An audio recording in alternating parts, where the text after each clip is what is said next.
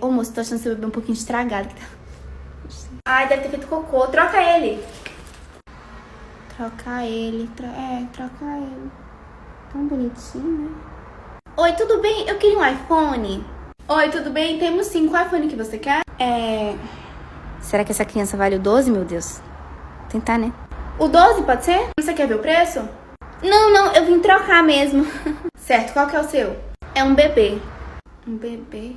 Ah, não vale um 12 não. É que eu nunca troquei um bebê, não sou mãe. Tá, me dá ele aqui rapidinho. Eu volto. Olha, o gerente disse que vale o 11. Você quer trocar? Ah, tudo bem. Obrigada, viu? Tchau, tia. E aí? E aí, trocou o bebê? Troquei. Foi difícil fazer negócio, mas consegui. Você queria o 12?